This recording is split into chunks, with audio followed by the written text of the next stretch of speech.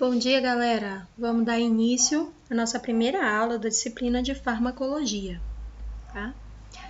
Farmacologia, a gente vai tentar entender hoje quais são os conceitos básicos para eu começar a compreender como que a farmacologia ela atua no nosso dia a dia e ela está presente na nossa rotina, enquanto enfermagem.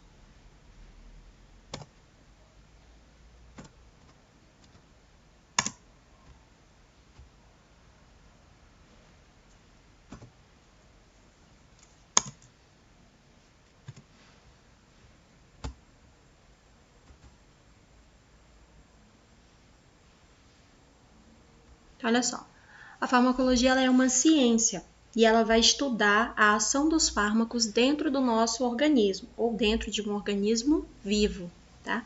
E ela tem que compreender alguns mecanismos, tá? Esses mecanismos são ação, né? Onde que esse fármaco vai atuar? A absorção, por onde ele será absorvido. Distribuição, quem distribui, né? E a eliminação, quem é que excreta esse medicamento? Por onde ele sai do meu organismo? E os usos terapêuticos e os empregos das substâncias dos medicamentos. Então, para que eu vou utilizar cada medicamento e quando eu vou utilizar cada medicamento e quando essas substâncias medicamentosas serão utilizadas, tanto de início quanto de término. Então, olha só, para isso nós precisamos dominar algumas definições. Vamos começar pelo medicamento? O que é o medicamento? É toda substância que, quando introduzida no meu organismo, ela vai preencher uma finalidade. Toda vez que eu submeto o paciente a uma terapia medicamentosa, eu espero, né, que ocorra algo dentro do organismo dele. Quais são essas finalidades? Tem uma finalidade preventiva e profilática, que é quando eu evito o aparecimento de doenças ou quando eu consigo reduzir a gravidade da mesma, tá? Geralmente, eu entro com uma medicação preventiva ou profilática quando eu quero submeter o paciente a uma exposição maior, por exemplo, uma cirurgia, né? E aí a gente entra com antibiótico terapia 24 horas antes, 48 horas antes ou 72 horas antes do procedimento cirúrgico. Isso é muito comum, os dentistas utilizam muito, os médicos utilizam muito antibiótico terapia preventiva ou profilática. Ele pode ter uma ação diagnóstica, que é quando eu localizo a área afetada. Exemplo, estou com gastrite, vou tomar um medicamento que a ação dele é dentro do estômago, tá? Ele vai localizar exatamente a área que foi afetada. Ou quando eu utilizo ele de uma forma terapêutica, que é quando eu uso no tratamento efetivo de uma determinada doença. Terapêutico trata. Então vamos lá. O que é uma droga? É toda substância que veio do reino animal ou vegetal, né?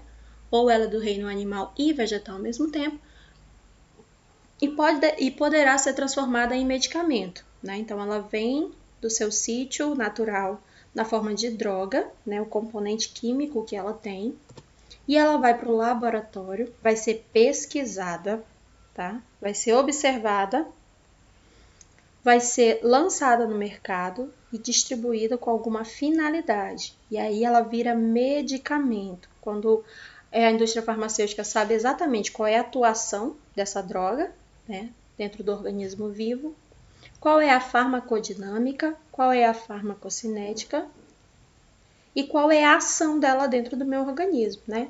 Qual a finalidade dela? A finalidade dela é para prevenir? É para curar? É para paliar, quando eu só resolvo os sintomas e não a causa? Ou é para tratar uma doença? A dose é um fragmento do medicamento. Então, é uma quantidade que será determinada pelo médico, tá? Para ser oferecida para esse paciente em intervalos de horas ou em intervalos de dias, tá? Quem determina essa quantidade de medicamento, que forma uma dose, é o médico, tá bem? E ela é determinada é uma determinada quantidade de medicamento que foi introduzido no organismo para produzir um efeito terapêutico e promover alterações ou modificações nas funções do nosso organismo ou no metabolismo celular. Por isso que todo medicamento ele tem uma ação ou uma reação. Já a fórmula farmacêutica, né, é o que compõe esse medicamento. O que tem dentro dele? Tem o princípio ativo, né, que é um agente químico que compõe esse medicamento. Ele pode vir com sabor, com corante, com açúcar. E o veículo dele, como é que ele vem? O que dá volume para esse medicamento? Né? Ele vem em pó, ele vem em líquido, né? Ele vem em solução oleica, que é quando ele vem em forma de óleo. Isso a gente vai observar. Já a classificação dos medicamentos, ele está em medicamento de referência, medicamento genérico e medicamento similar. Tem diferença entre eles? Tem o mesmo efeito? É de confiança? Vamos descobrir hoje. O medicamento de referência, ele é um medicamento inovador. Ele tem o registro dele pela Anvisa, né, com a eficácia comprovada cientificamente. Quando? Foi retirada a droga lá do seu sítio natural, foi levada para o laboratório, foi pesquisada. E essa pesquisa quem determina é a Anvisa, tá? As etapas de pesquisa, os testes clínicos, para eu poder lançar esse medicamento. Então, ele é um medicamento inovador, ele tem registro na Anvisa e ele tem uma eficácia comprovada através de pesquisa científica.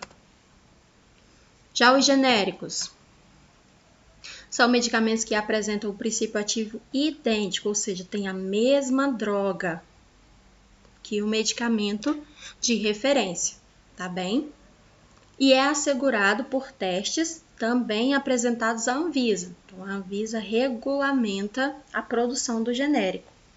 Portanto, o medicamento genérico pode sim substituir o de referência que foi prescrito pelo médico. Em geral, o medicamento genérico ele tem um custo efetivo muito mais acessível para a população. Essa é a principal diferença, tá? Na embalagem do genérico tem que estar descrito lá. A pessoa não pode ter a falsa sensação de que está comprando um medicamento de referência, né? Ou de que está levando para casa um medicamento de referência, quando na verdade ela está adquirindo um genérico. Então, ele obrigatoriamente tem que estar no rótulo, tá? Ou a letra G, numa tarja amarela, ou medicamento genérico, tá bem? Então, vamos lá.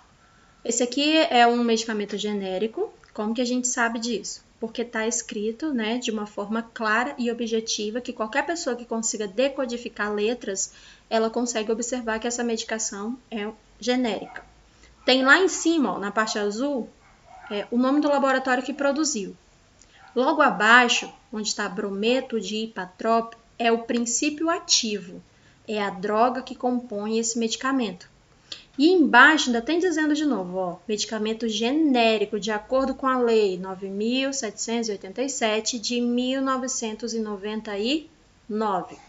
Aí vem lá, ó, a quantidade de droga que eu tenho em cada ml do meu medicamento. 0,25 miligramas de quê? De brometo de ipatrópio, barra. Essa barra significa por ou em cada. Então, eu tenho 0,25 miligramas de brometo de ipatrópio em cada 1 ml. Professora, eu não estou vendo o número 1 aí, não. Exatamente. Quando após a barra não tem número nenhum, a gente adiciona o 1. Tá bem? 0,25 miligramas para cada ou em cada 1 ml dessa solução. E qual é o volume total que eu tenho dentro desse frasco? Lá embaixo, o conteúdo 20 ml, ok? Então, vamos lá. Quando que eu utilizo esse medicamento, né?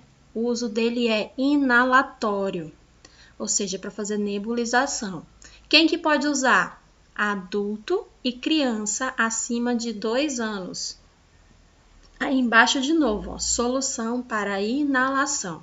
Medicamento genérico e a tarja vermelha gritando, dizendo que ele só pode ser vendido sob prescrição médica ou ele só pode ser dispensado nas farmácias com a prescrição médica, tá? Isso vale tanto intra-hospitalar quanto extra-hospitalar, quando a gente vai comprar lá nas farmácias ou quando a gente vai buscar essa medicação nas farmácias da atenção básica. Então vamos lá. Já o similar, ele é identificado pela marca ou pelo nome comercial e ele possui o mesmo princípio ativo de um medicamento de referência. A diferença entre eles está relacionada a alguns aspectos, que são esses: o prazo de validade desse medicamento, a embalagem e a rotulagem, além do tamanho e a forma do produto, tá? Então, o medicamento similar, ele vai ser identificado pela marca ou pelo nome comercial, beleza? A diferença vai estar aqui, ó, no prazo de validade, no tipo de embalagem, tá? No tipo de rótulo e no tamanho desse produto. Geralmente, a gente encontra muito similar, em amostras grátis.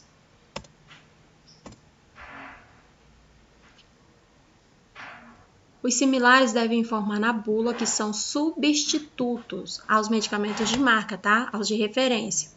E além disso, no Brasil, a Anvisa regulamenta o uso dos similares, quando ela tem uma lista atualizada desses medicamentos que já comprovam a sua equivalência, tá? A Anvisa regulamenta absolutamente tudo quando o assunto é medicamento. Então vamos lá. Para farmacologia, forma farmacêutica é a maneira física como esse medicamento vai se apresentar. Então, ele pode vir em comprimido, pode vir em suspensão, pode vir em gota, pode vir em frasco, pode vir em tubo. É como ele se apresenta, forma farmacêutica dele. Já a prescrição medicamentosa, ela é regulamentada no Brasil como sendo um documento. E nesse documento é a principal fonte de informação que a gente tem. Ele deve ser autolimitado e deve constar nele o nome do paciente, e é o nome completo, a data dessa prescrição, porque prescrição tem validade, registro e o nome do medicamento correto, a dose, a frequência e horário na administração. Então, tudo isso tem que estar lá na receitinha. Vamos lá. Nome do paciente, Vanessa da Silva Gomes. Data da prescrição, foi no dia 5 de fevereiro de 2020. Qual o medicamento que ela vai tomar? Dipirona, 500 miligramas, comprimido VO, que é a via de administração. Já tem a dose lá, vai ser 500 miligramas. Qual é a frequência? Vou tomar ele de 6 em 6 horas, por um período de tempo. Quanto tempo? Determinado também pelo médico. 5 dias, ou até persistirem os sintomas. Ou ele pode colocar assim, ó, se necessário, ou seja, quando eu sentir dor. Após tudo isso, tem que estar assinado e carimbado pelo profissional. Só pode ser verbal, alguém já ouviu falar em prescrição verbal. Ela só pode ser verbal na situação de emergências, ok? Que o médico não tem tempo de prescrever e a gente separa a medicação. Então, numa situação de emergência, a prescrição pode sim ser verbal. O princípio ativo é a substância que tem dentro desse medicamento, né? É a substância isolada. E ela vem do órgão animal ou do órgão vegetal. E ela tem uma atividade farmacológica dentro do organismo. Então, ela faz parte lá da droga. Então, vamos lá. Foi lançado, né, a receita correta e assim sendo correta, ela é segura, traz segurança para o paciente. E nós, enquanto cidadãos, devemos exigir uma receita legível, né? Ultimamente, no Brasil, vem sendo adaptado às prescrições digitalizadas e isso tem ajudado muito, tanto a equipe de farmácia, quanto a equipe médica, quanto a equipe de enfermagem. Reduz bastante o erro, né? Porque numa prescrição ilegível, eu posso facilmente confundir o nome dos medicamentos. Tem muito medicamento que tem uma escrita parecida. Então, vamos lá. Quem que regulamenta isso? O farmacêutico, ele tem um papel de confiança, né, dentro da rede. Então, ele está apto a recusar a venda dos medicamentos ou a dispensação do medicamento que tenha prescrição ilegível ou que esteja faltando algum daqueles dados que eu passei para vocês anteriormente. A legibilidade, das receitas, ela tem uma obrigatoriedade desde 1973, tá? Quem regulamenta isso é uma lei federal. E ela diz no 35º artigo que só pode ser aviada, ou seja, só pode ser validada a receita que estiver escrita de forma legível, tá? Para não apresentar dúvida alguma para essa pessoa que está adquirindo. Então, vamos lá. Com relação à origem dos medicamentos, eles podem ser sintéticos, né? Que é quando eles são preparados com auxílio de uma matéria-prima natural, mas eles são resultado exclusivamente do trabalho lá de um laboratório, como, por exemplo, os antibióticos. Ele também pode ser semissintético, que ele vem das alterações que foram produzidas nas substâncias naturais, mas ele tem uma finalidade de modificar as características das ações que foram por elas exercidas. Então, ele é semissintético, tá? Ele foi retirado lá Ele tem a matéria-prima dele natural, mas aí ele foi modificado no laboratório e ele tem uma finalidade que ele modifica as características. Ou ele pode ser natural, que é quando ele foi extraído de algum órgão, de alguma glândula, né? Ou de algumas plantas, ou ainda de algum animal peçonhento. Como um exemplo aí, eu trouxe para vocês a insulina, que ela é retirada da glândula de um animal. Como que o medicamento atua no nosso organismo, né? Ele pode ter uma ação local. Como que é a ação dele? Uma ação local é quando eu administro o medicamento exatamente no local que ele precisa atuar. Como, por exemplo, na pele, a gente coloca ele em cima de uma ferida, coloca o medicamento lá. E a intenção é que ele reduza a borda daquela ferida, ou que ele melhore a aparência, né, daquela ferida, ou daquele prurido, né, que é uma coceira, prurido é coceira, daquele prurido ou daquela queimadura, é quando eu tenho uma situação a ser resolvida e eu aplico o medicamento direto sobre esse local. Pode ser também na corrente sanguínea, como por exemplo eu trouxe aqui o contraste radiológico, ou eu posso colocar esse medicamento direto na mucosa, né? E aí eu trouxe como exemplo o supositório retal, a aplicação vaginal ou a instalação na conjuntiva, né? Quando eu coloco esse medicamento no olho. Ou a ação dele pode ser geral, tá? Ou sistêmica, que é quando ele produz um efeito geral. Então, é necessário que o remédio ele passe primeiro pela corrente sanguínea, tá? Para ele ser distribuído. E através da corrente sanguínea, o medicamento ele vai atingir o órgão ou tecido sobre o qual eu espero uma ação específica. Ação remota, né? Ocorre nas partes distantes do meu organismo. Aí aqui, ó, como por exemplo, uma droga vai estimular um órgão, que por sua vez estimula um outro órgão. Então, eu preciso de uma reação em cadeia para ter uma apresentação que eu necessito dentro desse organismo. Como, por exemplo, aqui eu trouxe a digitalina, que ela vai atuar no coração, excitando o coração para que ele aumente a circulação sanguínea. E a circulação sanguínea em maior atividade, o rim consegue produzir mais diurese. Então, ele vai produzir no meu organismo uma ação diurética. Mas para isso eu precisei excitar o coração, para ele aumentar a circulação e, consequentemente, o rim produzir mais urina, porque ele vai trabalhar mais rápido.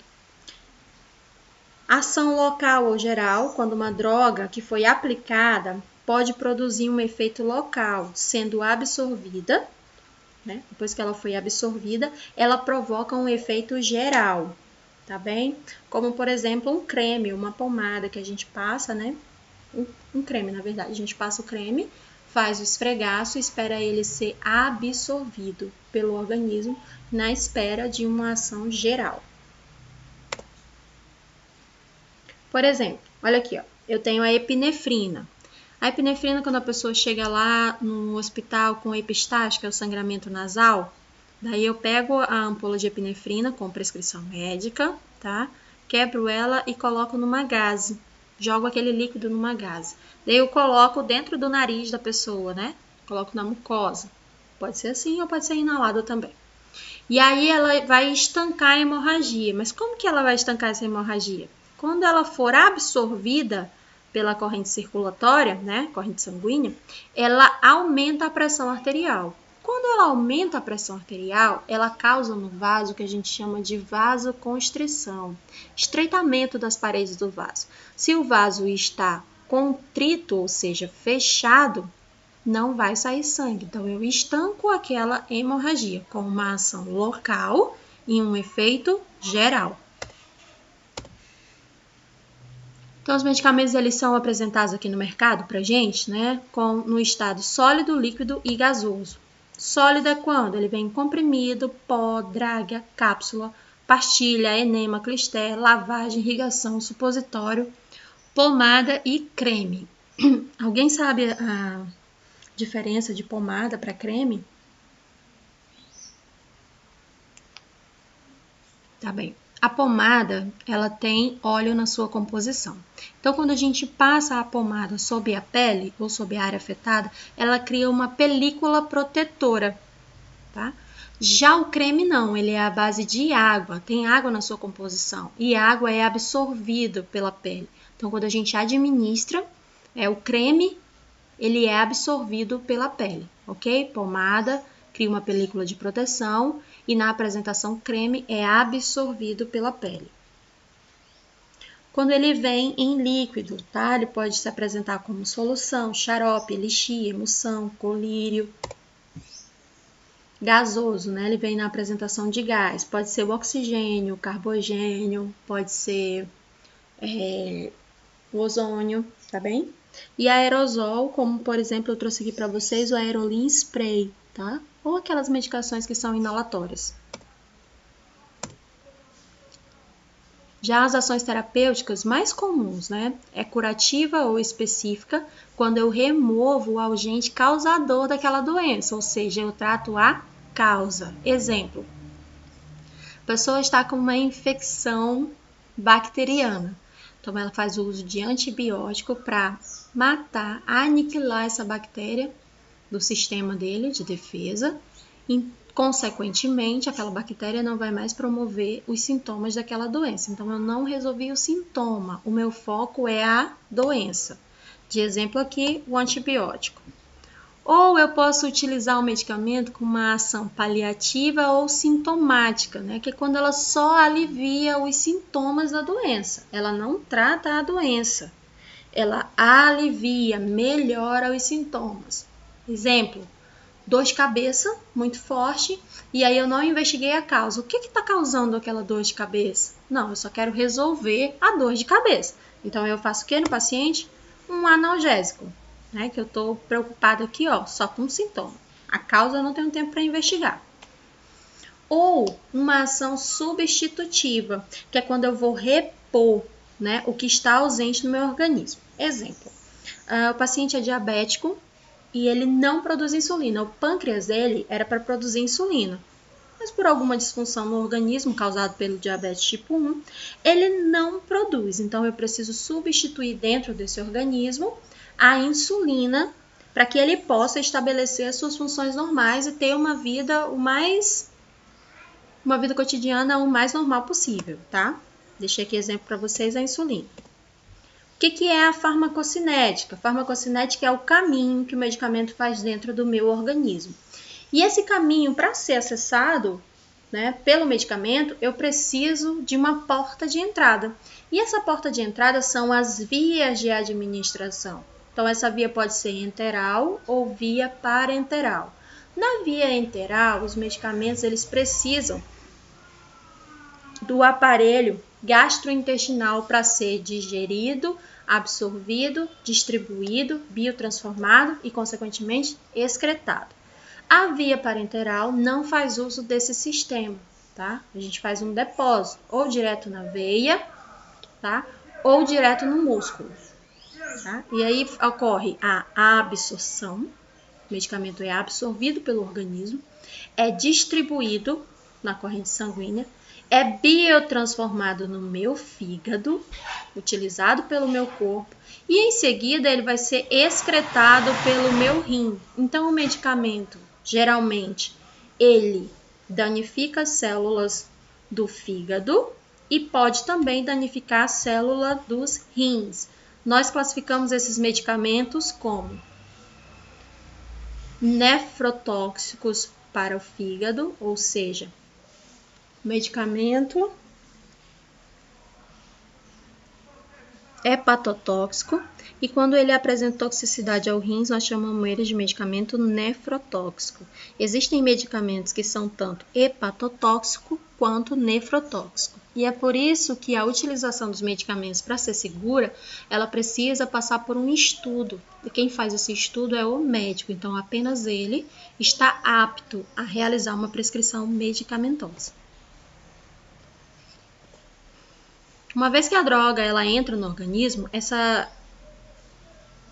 esse passo a passo aqui, essa fase, essa farmacocinética, ela acontece de forma simultânea, tá? A gente só divide ela para um caráter didático, para a gente ter uma noção de como que ocorre.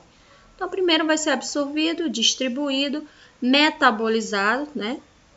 Ainda quando eu estou metabolizando, eu faço também a excreção da droga passiva.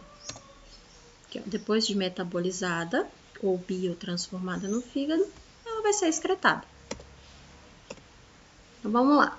Já a farmacodinâmica é o estudo que é feito, tá, sob a droga, ou o fármaco, ou o medicamento, quando ela está atuando no seu tecido-alvo, tá bom?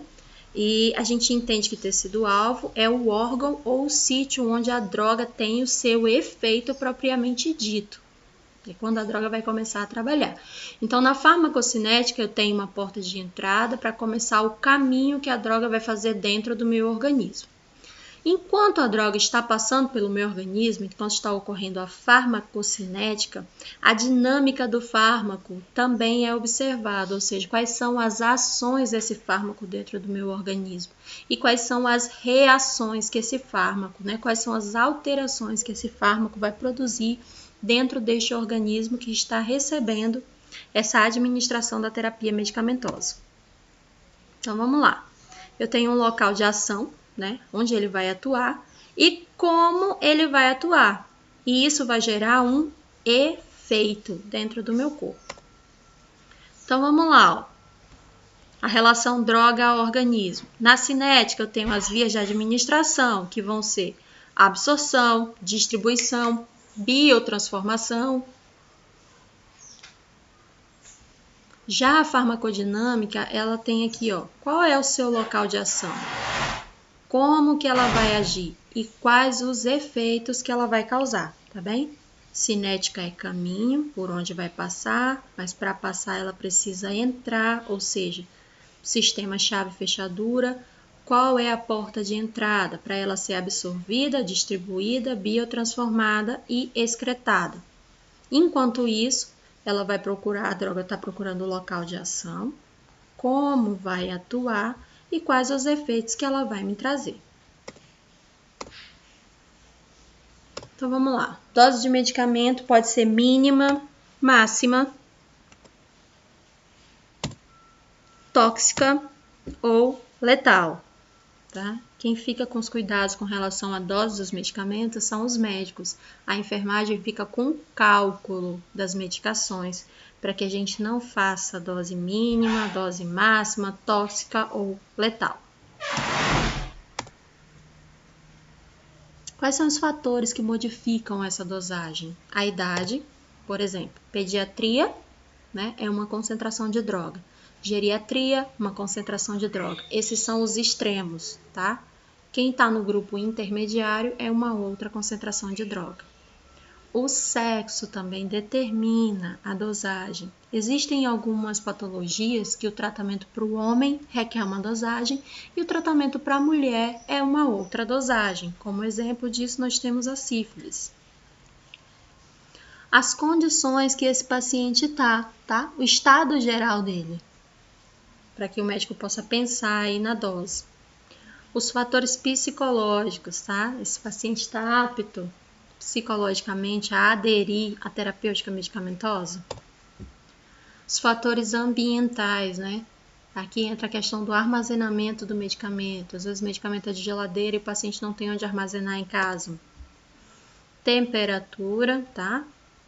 Aqui é a temperatura corporal. Se o paciente estiver com febre, é uma outra dose do medicamento. Os métodos de administração, exemplo, se vai ser endovenoso, a concentração pode ser maior. Se vai ser intramuscular, a concentração pode ser menor, tá? Se for via oral, a gente vai ter que fracionar essa dose em horários, né, alternados, e assim sucessivamente. Quais são os fatores genéticos, né, que norteiam esse paciente e a família dele? O histórico familiar dele inclui algumas patologias de base? E o peso corporal, e através do peso também é calculado a dose. Tem algumas unidades que fazem a pré-consulta, então você lá na pré-consulta é mensurado seu peso, a altura, é verificado a pressão arterial e a temperatura. Então vamos lá, com relação às vias de administração, né, que é a porta de entrada para o fármaco no organismo, pode ser administrado por via oral, via retal, via sublingual, injetável, que pode ser intravenoso ou intramuscular, dermatológica, nasal, oftálmica e auricular, tá? Que é no ouvido. Cada via é indicada para uma situação específica e cada uma dessa via tem uma vantagem e uma desvantagem.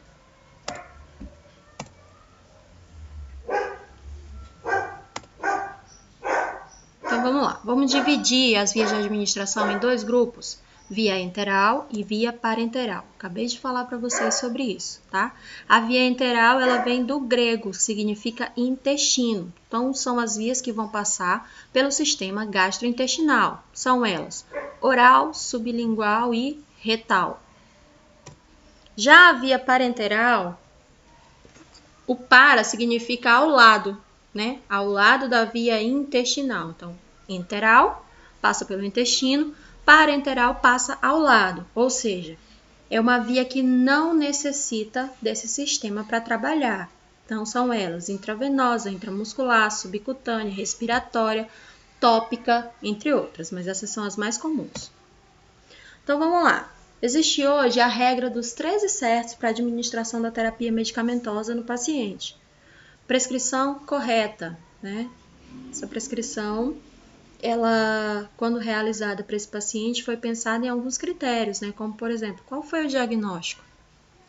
Esse medicamento, qual é a finalidade dele dentro do organismo dessa pessoa? Né? Tudo isso é pensado pelo médico antes de prescrever. Paciente certo, então nós precisamos confirmar se o nome que está na receita ou no prontuário, de fato, é o nome da pessoa que vai receber essa medicação. Então, é muito comum nós perguntarmos o nome das pessoas, mesmo diante da receita ali do prontuário na mão. É comum, temos que fazer essa dupla checagem. Qual o seu nome? A gente não chega lá no leito falando se o seu é o seu João, né? João Vieira da Silva. Não é assim, não. A gente chega lá no leito e pergunta, qual o seu nome? Ou chega no paciente e pergunta para ele, qual é o seu nome? E aí ele vai responder e você confirma. Validade certa, tá? A gente tem que observar na rotulagem do medicamento se ele está dentro do prazo de validade. Qual é a apresentação do medicamento que foi prescrito, né? Porque, por exemplo, a dipirona, ela tem várias apresentações. Eu tenho ela em comprimido, eu tenho ela injetável, eu tenho ela em gota e eu tenho ela em suspensão. Então, a gente tem que observar qual foi a apresentação que o médico prescreveu. Isso vai estar lá na receita, bem bonitinho. Dose certa, né? Nem sempre a dose que foi prescrita é a dose que eu vou encontrar na apresentação, tá? Às vezes nós temos que calcular essa dose. Compatibilidade certa. Se aquele medicamento que ele está tomando tiver interação ou compatibilidade com outro medicamento, tá? Porque às vezes quando ele tem a compatibilidade errada, acontece de um fármaco brigar pelo mesmo receptor de outro fármaco. Então, eu tenho 2 fármacos que não estão atuando de maneira correta dentro do organismo, tá? Depois, eu tenho uma orientação correta ao paciente. A enfermagem, ela tem a obrigatoriedade de orientar o paciente. É por isso que o técnico de enfermagem, o enfermeiro, deve dominar qual é a classe do medicamento que aquele fármaco pertence. quais são as ações dele dentro do organismo e quais são as reações que ele pode me apresentar. Todas essas informações nós temos na bula dos medicamentos. Então, tenho que ter a via de administração correta. Se está prescrito endovenoso, deve ser feito endovenoso. Enfermagem não altera a via de prescrição, tá bem, gente? O horário certo, tá? E aí foi preconizado que eu tenho meia hora antes e meia hora depois para fazer essa medicação. Isso quando? No ambiente intra-hospitalar, quando eu tenho um horário a respeitar e mais de um paciente. Por exemplo, às 10 horas tem medicação e eu tenho 6 pacientes para medicar. Então, eu vou começar a medicar as pessoas 9h30, os pacientes 9h30, e eu tenho até 10h30 para medicar o último. Então, eu tenho esse intervalo aí de meia hora antes e meia hora depois, para que eu consiga fazer a medicação dentro do horário estabelecido na prescrição.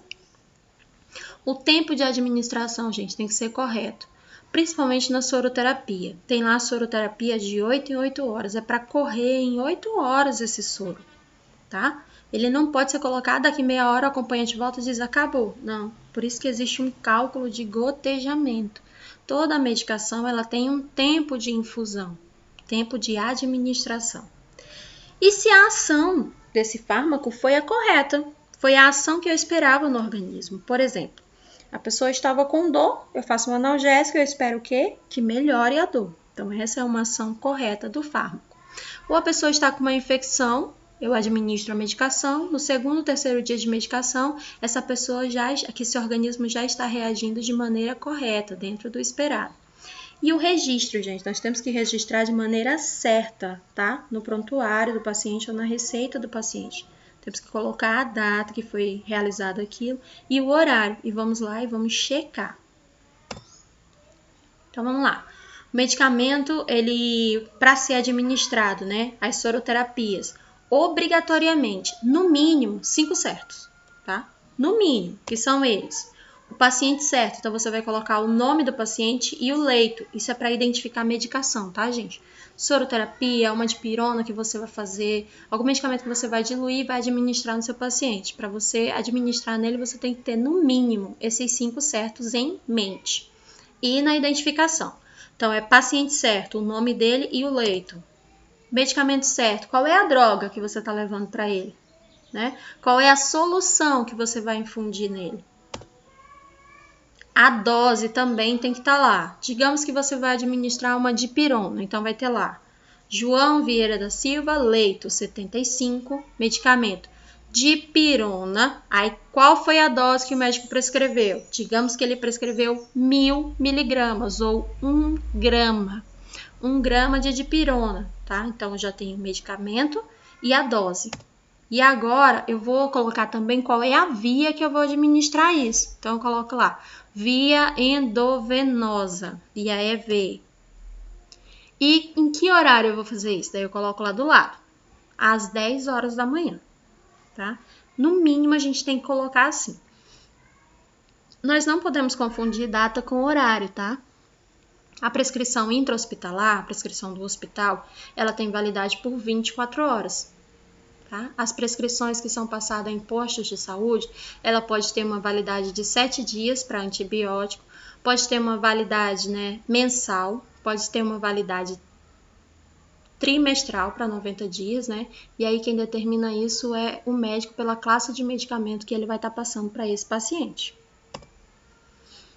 Então vamos lá. Tem diferença aqui, ó, entre efeito colateral e efeito adverso. Tá? Ou reação adversa. A reação adversa ou o efeito adverso são umas consequências que são consideradas prejudiciais para o paciente. Então, ele pode apresentar náusea, vômito, cefaleia, vertigem, taquicardia, bradicardia, né? Hipertensão, hipotensão, sensação de desconforto respiratório. Tudo isso o paciente pode apresentar numa reação adversa ou num efeito adverso. Já o efeito colateral, dependendo da situação, ele pode ser benéfico para o organismo. E aí, de exemplo para vocês, eu deixo o Viagra, tá? Que é o sildenafil. O sildenafil, ele é um medicamento que controla a atividade cardíaca para cardiopatas. Mas o efeito colateral dele, por excitar a corrente, por excitar o órgão, que é o coração, a bater mais rápido, ele aumenta, né, a atividade circulatória do sangue, causando aí no paciente um efeito colateral chamado priapismo, que é uma ereção involuntária. E essa ereção não é controlada por ele, tá? Está acontecendo porque é um efeito colateral do medicamento. Então, nesse caso, foi considerado benéfico e hoje o Viagra ele é utilizado com a finalidade de efeito colateral. Porém, os médicos só prescrevem sildenafil para pacientes cardiopatas que necessitam desse medicamento para viver, ok? Tanto que pessoas que tomam Viagra sem o consentimento médico podem ter uma reação adversa severa, que é o infarto fulminante. Tenho certeza que todos vocês conhecem algum caso. Então vamos lá. Essas informações aqui é para título, para vocês terem uma noção já de quais são as siglas que vocês vão encontrar quando vocês estiverem lá no estágio de vocês dentro da unidade hospitalar, tá? É um material de consulta, ok? Então eu deixei aqui as principais siglas que vocês vão encontrar quando vocês começarem a ter contato com as prescrições medicamentosas, ok? Aqui ó, ao lado eu coloquei o que significa cada uma delas. Por hoje é só. Alguém tem alguma dúvida?